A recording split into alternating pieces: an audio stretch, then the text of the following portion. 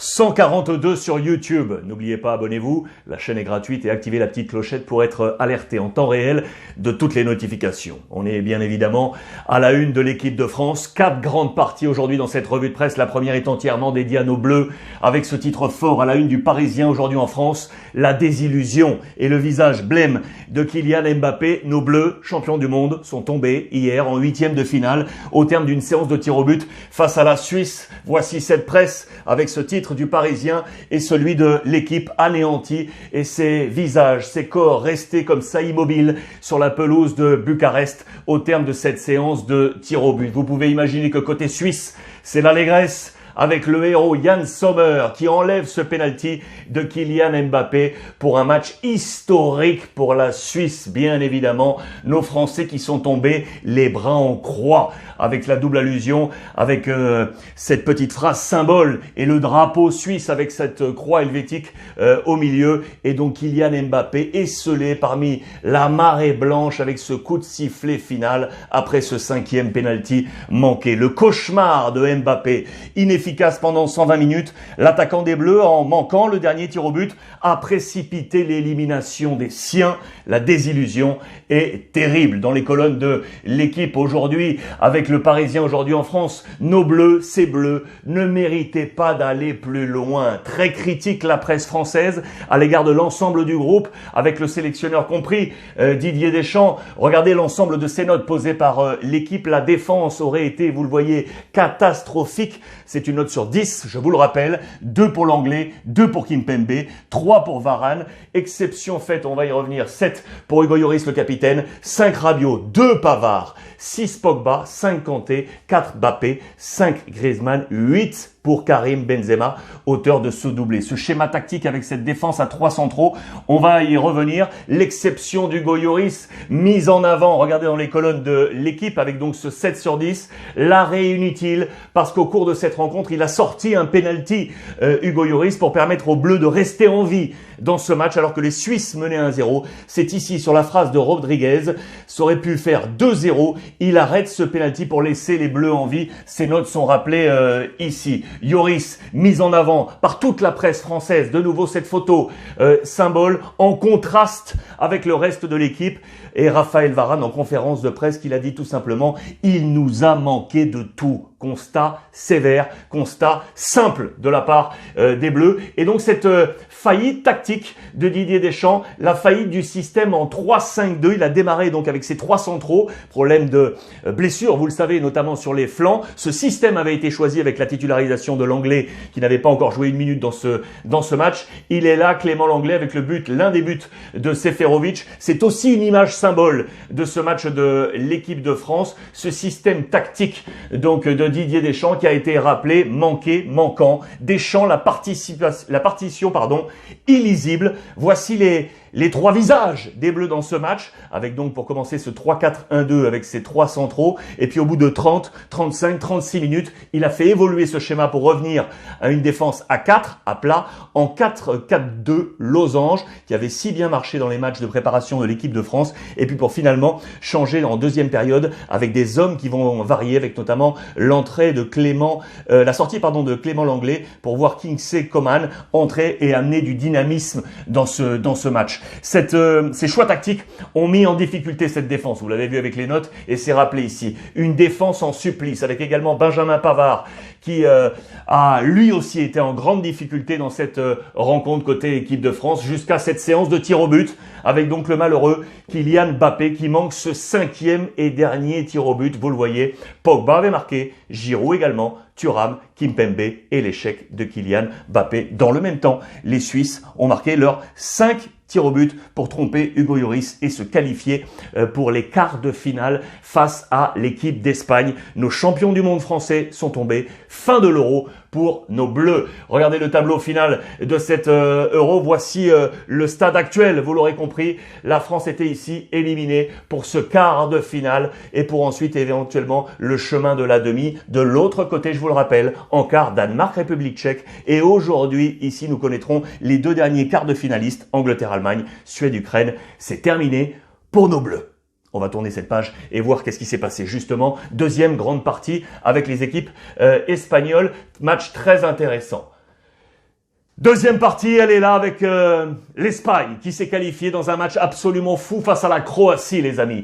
Match fou, 5-3 au terme de la prolongation pour un inoubliable. Ici avec le groupe espagnol à la une de Marca, avec ici le français Laporte, le défenseur central, l'Alegres et ce groupe également à la une de la presse catalane. Regardez, c'est épique. Avec Luis Enrique, le coach que l'on retrouve à la une du Mundo Deportivo, avec une manita. La mano, c'est une main, et quand on dit manita en espagnol, c'est quand on met 5 buts. Una manita. 5 buts des Espagnols, une manita épique.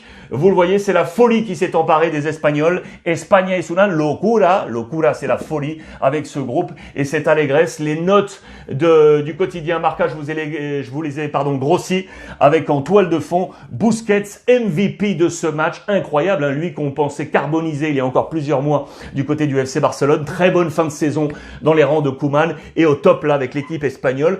Voici les notes. Côté Marca, je vous rappelle que les étoiles sont sur 3, maximum 3, avec 1-0 pour Unai Simon, mais on va y revenir pour le gardien espagnol. Busquets a donc pris 3, Pedri au milieu de terrain a pris 3, Ferran Torres et Morata. Morata a pris également un 3. Intéressant pour lui qui avait été pointé du doigt, vous le savez, sifflé pour son manque de réalisme devant le but. Ça y est, il a marqué. Essentiel dans ce choc offensif pour les Espagnols. Me lo merezco, je le mérite. C'est le cri de rage de l'ami Alvaro Morata, le buteur de la Juventus Turin, qui fait d'ailleurs de l'Espagne, c'est assez anecdotique, mais à souligner, alors qu'on attaquait l'Espagne sur son manque offensif, à date, l'équipe espagnole est la meilleure attaque finalement de cet Euro. Regardez, España marca más que nadie. L'Espagne marque plus que quiconque dans ce tournoi. 11 buts marqués par les Espagnols, c'est à souligner. Je vous ai parlé du gardien Unai Simon qui a pris une bulle 0/3 pour nos confrères de Marca. Mais pour autant, regardez, Unai cambia su historia. Unai change son histoire. Le gardien de l'Athletic Bilbao qui était fautif sur le premier but croate, le 1-0, passe en retrait, il a manqué son contrôle, il s'est retourné, mais le ballon a fini sa course dans ses filets. Et ensuite, il a sauvé la mise sur cet arrêt, ici, décisif dans ce match face à Kramaric. C'est lui qui permet à l'Espagne de rester en vie et ensuite de remonter pour cette victoire finale 5-3. Ça, c'était l'image de la désillusion pour aller chercher le ballon au fond de ses filets. Contraste avec cette image, ici, Unai Simon, gardien brillant en fin de rencontre. Attention, alerte rouge sur l'état physique côté espagnol, vous le voyez, Laporte, Gaïa, Busquets, petit pépin physique, à voir comment ils vont récupérer pour ce quart de finale face à la Suisse. Les Espagnols sont passés, ils sont en quart et retrouveront les tombeurs de l'équipe de France. Autre match très attendu ce soir. Attention à ce match entre l'Angleterre et l'Allemagne, les amis. Regardez la presse anglaise avec là le visage de Harry Kane. Come on Harry, even Hancock scored. Alors attention, vous connaissez les jeux de mots en Angleterre. Ça, c'est très borderline. Hancock, c'était le secrétaire d'État à la santé côté du gouvernement de Boris Johnson. Il a été pris en sévère constat d'adultère et on nous dit tout simplement, la presse anglaise nous dit, attends Harry, toi aussi marque, Hancock lui aussi avait marqué un point. Je vous laisse imaginer le jeu de mots un peu limite côté anglais, mais c'est là, à la une du Sun et à la une du Daily Mirror. A night made for heroes. Une nuit faite pour les héros avec toute la bande de Gareth Southgate. Les Anglais veulent y croire car vous le savez, l'histoire n'est pas en leur faveur. Face à l'Allemagne, dans les colonnes de l'équipe, à la vie, à la mer. Bon jeu de mots d'ailleurs de nos confrères, avec au cœur un joueur à suivre, Havertz, qui avait été le joueur décisif de la finale de Ligue des Champions avec Chelsea. Il sera là côté allemand pour agiter la défense anglaise. C'est un des focus à suivre dans ce match. L'histoire, je vous l'ai dit, n'est pas favorable aux Anglais. Et notamment du côté de Wembley, les Allemands en ont fait leur jardin en compétition internationale, que ce soit Coupe du Monde ou Euro. On pense bien évidemment à l'Euro 96 et à la Coupe du Monde 90. Les Allemands se sont toujours imposés face aux Anglais au même stade demi-finale, sur le même score, un but partout, séance de tir au but, et les Allemands se sont imposés à chaque fois. Et qui avait frappé notamment en séance de tir au but ici? Gareth Southgate, le sélectionneur actuel des Anglais. Il doit avoir ça en tête. On retrace l'histoire de ces chocs et plutôt à l'avantage des Allemands. Ils veulent conjurer le sort, les Anglais, avec le mode Harry Kane, en mode commando. On va faire le point sur les compositions d'équipe, notamment avec nos confrères de Bild, les Allemands qui nous dressent ce schéma. Alors, côté anglais, Pickford, Maguire, Stones, les deux hommes de Manchester United et City. Walker ici et Luke Shaw sur le côté gauche. Henderson en position de sentinelle. Phillips, Grealish. Attention ici, une incertitude peut-être avec Foden à suivre. Sterling, Kane et le petit Saka, la révélation d'Arsenal qui pourrait bien être titulaire côté anglais. Côté allemand, on est ici, moins de doute d'après moi. Neuer, Rudiger, Hummels, Ginter, Goretzka puisque l'ami Gundogan est out, Kroos, Gosens sur les flancs, Kimmich ici, Havertz, Müller et Gnabry. On fait le point sur les cotes avec les copains de NetBet. C'est hyper tendu là. Regardez, ça bouge à tout moment, je vous le rappelle. La cote de l'Angleterre, 1,47. Le match nul est à 3,40 et l'Allemagne est à 3,05. Et si on allait de nouveau sur un match complètement fou et épique? Alors moi, je vais aller sur le match nul. Ici, à 3,40. Dans le même temps également aujourd'hui, Suède-Ukraine. Regardez, 2,42, 3,15, 3,25. Et on est déjà sur la projection de Belgique-Italie, le quart de finale. Pour l'instant, 3,40. 3,20 et 2,27. Vous pouvez déjà parier sur ce match. N'oubliez pas, si vous n'avez jamais parié sur NetBet, venez pour la première fois avec le code promo Ruiz Club. Vous l'entrez. Et si c'est votre premier pari et que vous êtes majeur, bien évidemment, 160 € offerts juste pour vous, pour ce premier pari. Voilà qui est fait pour ce grand rendez-vous de ce soir entre l'Angleterre et l'Allemagne. On va tourner une nouvelle page. Allez, troisième volet. Maintenant, troisième volet dans cette revue de presse.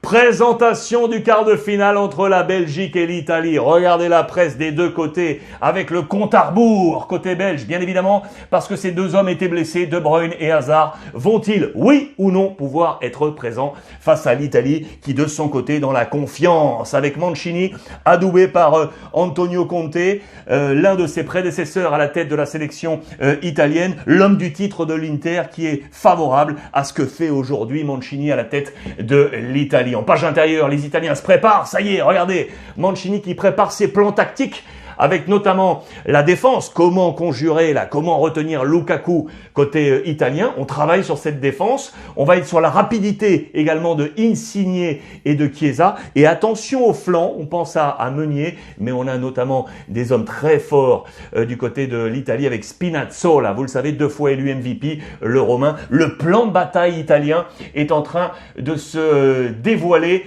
du côté de la Gazzetta dello Sport. Choc! C'est sûr, ça. Ça, c'est un choc. Lukaku, l'Interiste qui va retrouver le Juventini, l'ami Chiellini. Voilà le grand duel dans ce match Lukaku-Chiellini. On va se régaler parce que alors là, ça va être un choc d'extraterrestre dans cette rencontre. Côté belge, je vous l'ai dit, c'est le compte à rebours qui a commencé. Et quand on parlait de choc avec des défenseurs, lui a réussi à relever le choc face à Cristiano Ronaldo. C'est l'ami Vermaelen. On avait quelques doutes sur le défenseur central du Vissel Kobe au Japon. Il a réussi un match fantastique. Il est au taquet dans les plans de Roberto Martinez pour défier les Italiens. Regardez ce chiffre ici. 5. Thomas Vermaelen a participé aux 5 derniers matchs des Diables. Il n'avait plus enchaîné 5 apparitions depuis près de 9 ans. Depuis juin et octobre 2012. Il est de retour en forme au bon moment dans cet Euro pour la sélection belge. Du coup, on s'interroge. Quel sera le plan de Roberto Martinez en fonction des blessures? Voici 3 temps de passage possibles. Les deux blessés, Hazard et De Bruyne. Alors, si Hazard est absent, uniquement lui, on a un match entre Carrasco et Doku pour savoir qui va jouer. Soit le joueur de l'Atlético, soit le petit René. Ça, c'est une possibilité. Si seul De Bruyne est absent, c'est Tielemans qui devrait prendre la baguette et être le chef d'orchestre, être la plaque tournante. Si les deux sont absents, on irait sur ce type de schéma. Regardez, Mertens et Carrasco par rapport à leur expérience. Si ces deux hommes venaient à tomber, on miserait sur l'expérience. Voici les 3 schémas proposés par nos confrères du côté de la presse belge. Merci à monsieur Sacha Tavolieri d'ailleurs de m'avoir fourni tout ça que l'on retrouve ce soir dans le mag à 23h sur YouTube. L'homme qui sera sûr, qui sera là, c'est lui, c'est le frangin, le père Thorgan Hazard qui s'est fait un prénom maintenant, vous le savez. Thorgan, entre flexibilité et sens du devoir, à 28 ans, il est l'homme fort maintenant. 4 buts inscrits sur les 7 derniers matchs avec les Diables. 4 sur les 7 derniers matchs. Ça, c'est intéressant. C'est autant qu'au cours de ces 31 précédentes rencontres avec les Diables. 4 sur les 7 derniers matchs. L'homme en forme. Attention à la sélection italienne. C'est lui qu'il va falloir surveiller de près côté belge. Voilà le schéma pour ce match très attendu. Tous les éléments. À vous de voir ce qui va se passer. On va se régaler entre l'Italie et la Belgique. On va tourner. Troisième volet maintenant. Quatrième volet, pardon. Quatrième volet, c'est le spécial Mercato.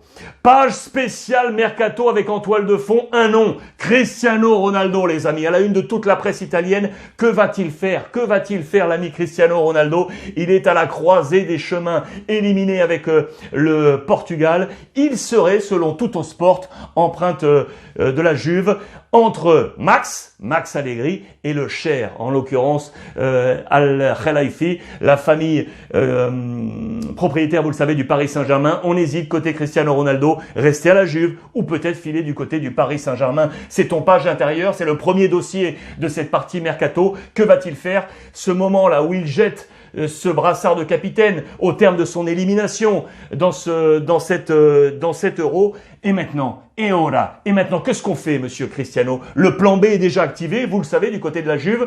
Vous le savez que c'est Gabriel Jesus de Manchester City. Il pourrait même venir, si Cristiano venait à rester finalement à la Juve. C'est le point d'ancrage de la réflexion du côté turinois. Avec l'autre, le dossier un peu sans fin maintenant de Locatelli, l'international italien. Où en sommes-nous? Nouvelle journée, la Juve insiste pour trouver le bon schéma avec Sassuolo pour faire venir la nouvelle star de la sélection italienne du côté de la Juve. Du côté des clubs de Milan, les amis, on est ici. Vous savez qu'Achraf Hakimi prend la direction du Paris Saint-Germain. On a désigné l'ami Bellerin, l'Espagnol, pour être son remplaçant possible, le joueur d'Arsenal. On nous dresse son portrait et on est en train de travailler sur cette bonne formule pour voir Bellerin rejoindre l'Inter Milan. Du côté de l'AC Milan, interrogation autour de Kessié, l'une des plaques tournantes de l'AC Milan la saison passée, le président, comme on le surnomme. Attention, parce que l'international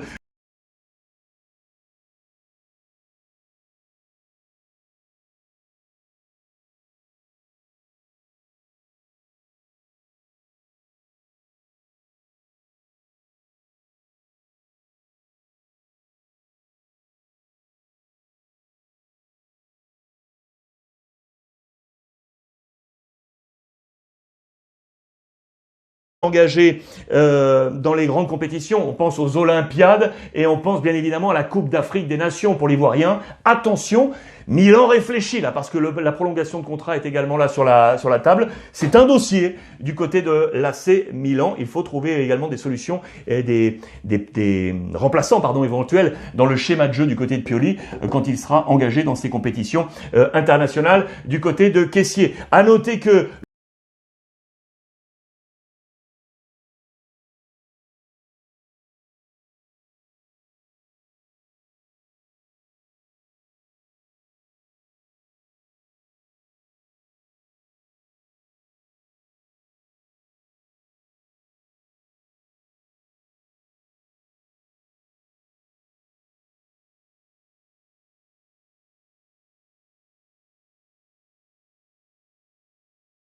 film dont je vous avais parlé sur la vie d'Ibra va bientôt sortir. C'est en septembre prochain. Voilà une nouvelle curiosité autour du roi Zlatan Ibrahimovic. On file en Espagne avec les informations Real Madrid, les amis, mais toujours en connexion avec l'AC Milan. Justement, Milan travaille avec le Real pour plusieurs options. La première, vous le savez, c'est l'ami Brahim Diaz. Il ne manquerait plus qu'une petite réunion pour faire que Brahim reste à l'AC Milan où il était prêté. Deux autres dossiers, Odriozola, le latéral qui pourrait être sur les tablettes de l'AC Milan, un dossier, deux dossiers, et le troisième qui est le gros également, c'est ici, Jovic, porte ouverte visiblement de la part du Real Madrid.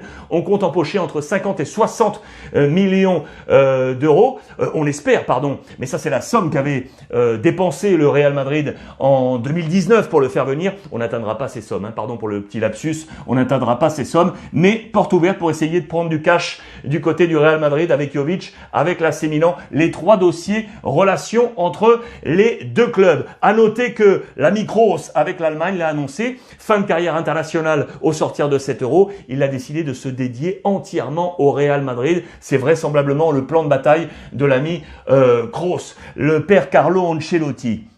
qui est en train de travailler sur sa prochaine saison, vous le savez, et qui avait en tête encore ce qu'il avait réussi à faire avec la BBC, Benzema, Bale et Cristiano Ronaldo lors de son premier passage comme entraîneur du Real Madrid. Il veut un nouveau trident, mais ce trident actuellement suscite beaucoup de doutes. Le trident, il est là. Bale qui va revenir de près de Tottenham, Karim Benzema, bien évidemment, qui sera là, et Eden Hazard. On s'interroge sur l'état de santé physique, vous le savez, d'Eden Hazard. On l'a vu encore là à l'instant. Ces trois hommes seront-ils former le trident de Carlo Ancelotti? C'est la principale interrogation du côté des colonnes du quotidien AS. Côté FC Barcelone, les amis, Junior Firpo, ça y est, aurait trouvé destination. On parle de Leeds, Marcelo Bielsa, l'ancien Olympique de Marseille. Le coach voudrait l'ami Junior Firpo, porte de sortie, toute trouvée, tout comme Conrad de la Fuente, vous le savez, qui s'engage avec l'Olympique de Marseille. Ça y est, le cash tombe du côté du FC Barcelone.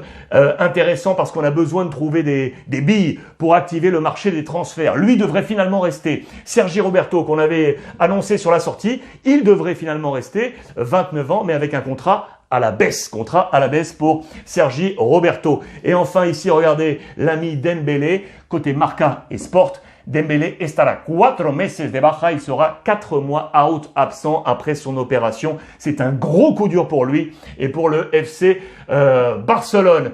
À noter quoi? À noter également que toujours côté Barça, en marge bien évidemment de la qualification espagnole. Attention à Jordi Alba, le latéral espagnol international du FC Barcelone. On nous dit que le Barça serait prêt à laisser la porte ouverte. On avait entendu parler de l'intérêt de l'Inter Milan. Lui aurait dit non, je veux rester. Attention parce qu'on pourrait partir dans un bras de fer, d'autant que le Barça aurait déjà une piste sur son possible successeur, lui l'ancien de Valence. C'est de nouveau à Valence qu'on irait chercher le successeur avec Gaïa. Gaïa pourrait être le successeur d'Alba côté FC Barcelone, mais pour le moment, rien n'est joué. Il est toujours là et il veut rester là. Atlético Madrid, en marge de l'Euro avec le Portugal éliminé et le malheureux Joao Félix qui a été touché dans le peu de temps de jeu qu'il a eu, touché à la cheville et il va être opéré, vous le voyez, du côté de Porto. Opération pour Joao Félix, mais vraisemblablement pas d'inquiétude pour lui pour le début de la Liga. Ça devrait être une petite opération, mais il faut absolument le faire. C'est l'information prioritaire du côté de l'Atlético Madrid del Cholo Simeone. En Ligue 1, vous montrez plusieurs choses. Du côté de l'Olympique de Marseille, tout d'abord ici, on est reparti pour la nouvelle saison, préparation estivale. Premiers efforts avant les renforts, avec l'arrivée, vous le savez, des deux hommes. Je vous ai dit Barça, Conrad de la Fuente et Gerson qui est arrivé à Marseille. D'autres sont espérés dans les prochains jours et notamment un gardien, Pau Lopez, l'Espagnol qui devrait arriver du côté de l'Olympique de Marseille. À noter que Batles, qui est l'un des entraîneurs recherchés sur la Ligue 1, est toujours pour l'instant sur le banc de 3. Très convoité, l'entraîneur au bois était présent pour la reprise du club. C'était hier, il est pour l'instant toujours là. Ça, c'était le gros dossier. Ça y est, c'est réglé. Galtier va rejoindre l'OGC Nice. Il rejoint, l'OGC Nice. On s'est entendu entre les deux clubs avec Lille. Et le champion de France rejoint donc le club niçois. Enfin, dernière information transfert. Direction l'Angleterre pour cet homme très certainement Nuno Tavares. Notez bien